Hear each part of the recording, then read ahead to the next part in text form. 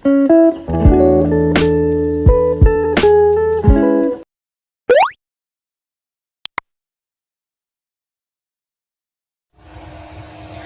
guys, Assalamualaikum warahmatullahi wabarakatuh. Perkenalkan, nama saya Istiaza Rizky Aulia Putri, bisa dipanggil Tia. Saya dari jurusan Manajemen Sumber Daya Manusia dengan NIM 2020 1221102. Nah, di video ini saya akan menjawab pertanyaan-pertanyaan dari soal ujian akhir semester dari mata kuliah Teori Pengambilan Keputusan. Langsung saja kita bahas.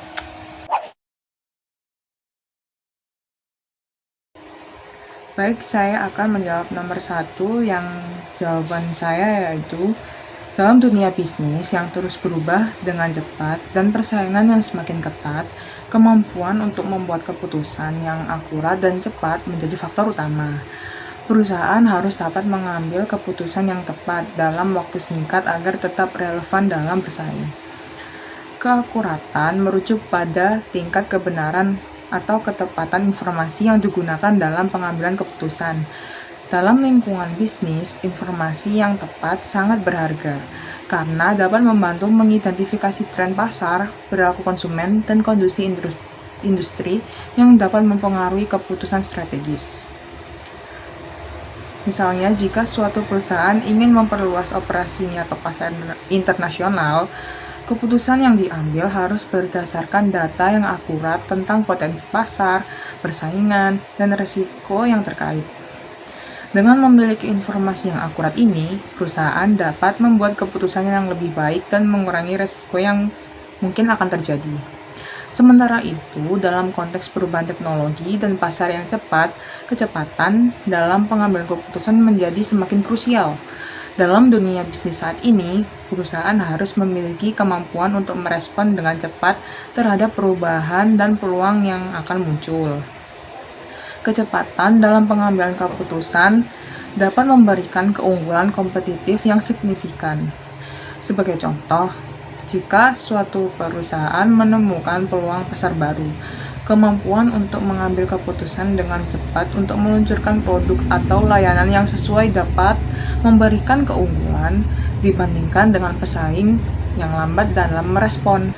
Sebagai contoh konkret, Amazon, sebuah perusahaan e-commerce, memiliki sistem pengambilan keputusan yang didukung oleh analisis data real-time yang akurat. Mereka menggunakan algoritma dan machine learning untuk memantau perilaku pelanggan, menganalisis preferensi pembelian, dan memberikan rekomend produk yang relevan. Dengan menggabungkan akurasi dan kecepatan dalam pengambilan keputusan, Amazon dapat menyediakan pengalaman berbelanja yang personal dan efisien kepada pelanggannya, yang pada gilirannya meningkatkan loyalitas pelanggan dan keuntungan mereka dalam berbisnis. Dalam dunia bisnis, akurasi dan kecepatan menjadi faktor utama dalam pengambilan keputusan. Keakuratan memastikan bahwa keputusan didasarkan pada informasi yang tepat dan valid. Sementara, kecepatan memungkinkan perusahaan untuk merespon dengan cepat terhadap perubahan dan peluang yang akan muncul. Perusahaan yang mampu menggabungkan kedua aspek ini akan memiliki keunggulan kompetitif dan dapat berhasil di tengah persaingan yang semakin ketat. Saya akan menjawab pertanyaan dari nomor 2. Jawaban saya yaitu, dalam ranah sumber daya manusia, pentingnya pengambilan keputusan yang akurat dan bebas dari bias sangat ditekankan untuk memastikan proses perekrutan yang adil dan efektif. Salah satu alat teknologi yang dapat membantu mengurangi bias dalam pengambilan keputusan adalah sistem pelacakan pelamar atau applicant tracking system. Sistem ini memproses dan mengevaluasi CV secara objektif sehingga dapat mengurangi pengaruh faktor subjektif dan bias.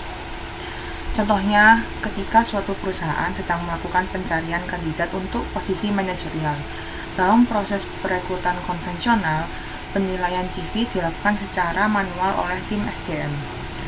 Namun, dalam metode tersebut, terdapat resiko adanya bias yang tidak disengaja atau bahkan bias yang disadari dalam penilaian kandidat. Misalnya, seorang perekrut dapat mempengaruhi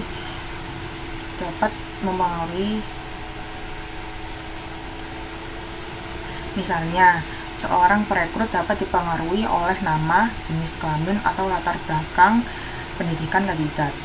Namun, dengan menggunakan teknologi screening CV ATS, CV dari seluruh kandidat dapat diproses secara otomatis berdasarkan kriteria yang telah ditentukan. ATS dapat memindai dan mengekstrak informasi yang relevan seperti pengalaman kerja, pendidikan, dan keterampilan dari CV tersebut. Dengan menggunakan algoritma yang telah diprogram dengan objektivitas, ATS akan menilai dan membandingkan CV secara konsisten dan bebas dari bias personal.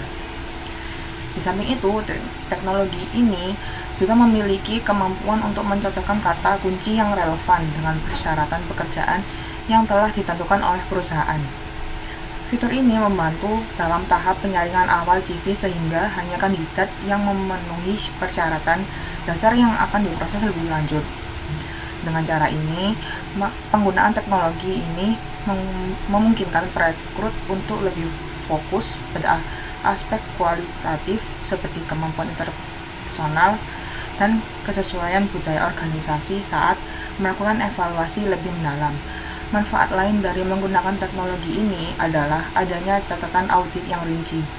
Semua proses evaluasi dan penilaian dicatat secara elektronik, memungkinkan tim SDM untuk melacak dan mengaudit keputusan yang telah diambil. Ini membantu dalam menjaga akuntabilitas dan transparansi dalam seluruh proses rekrutmen. Dengan meminimalkan bias dalam evaluasi awal CV, teknologi ATS dalam penyaringan CV memberikan peluang yang lebih adil bagi semua calon. Jadi calon yang memiliki potensi dan kualifikasi yang tepat tidak akan terabaikan karena faktor subjektivitas atau diskriminasi. Dalam jangka panjang, penggunaan teknologi ini dapat membantu perusahaan membangun tim yang beragam dan eksklusif, yang memberikan keuntungan kompetitif dalam menghasilkan inovasi dan mencapai hasil yang lebih baik. Dalam usaha mencapai pengambilan keputusan yang tepat dan adil dalam manajemen sumber daya manusia, penerapan teknologi ATS dalam menyaring CV merupakan langkah efektif untuk mengurangi bias dan meningkatkan objektivitas dalam tahapan rekrutmen. Kemudian selanjutnya pertanyaan dari nomor 3. Jawaban yang saya berikan yaitu, pada tabel ini terdapat 5 alternatif karyawan yang akan menjadi supervisor di perusahaan SM Entertainment, yaitu ada Victoria, Amber, Luna, Crystal, dan Sully. Semua kandidat karyawan yang tercantum pada tabel tersebut yang ada di samping harus lolos pada 5 kriteria yang telah ditentukan oleh perusahaan, yaitu dari faktor kedisiplinan, kerja keras, inovatif kreatif, loyalitas totalitas, dan keterampilan komunikasi. Masing-masing dari 5 kriteria tersebut memiliki bobot tersendiri, yang di kedisiplinan memiliki bobot 20%, kerja keras 20%, inovatif kreatif 15%, loyalitas totalitas 15%, dan keterampilan komunikasi 20%. Semua bobot akan dikali dan dijumlahkan sesuai nilai yang dicantumkan pada tabel kandidat karyawan.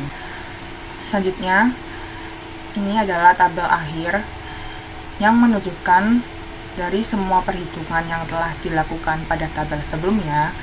Pada tabel hasil akhir ini terlihat bahwa dari hasil perhitungan dalam pemilihan supervisor di perusahaan SM Entertainment ini melalui kriteria kedisiplinan, kinerja keras, inovatif kreatif, loyalitas totalitas, keterampilan komunikasi, yang memiliki kriteria supervisor jatuh kepada Victoria dengan skor 4.025, yaitu skor tertinggi dari kelima kandidat sebelumnya yang ada di tabel.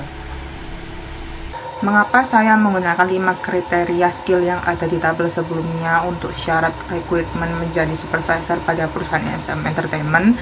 Karena menurut saya, untuk menjadi seorang supervisor yang baik, harus bisa memiliki skill yang tercantum pada tabel sebelumnya, seperti disiplin, kerja keras, kreatif inovatif, loyalitas, totalitas, dan terutama memiliki kemampuan komunikasi yang baik dan bagus.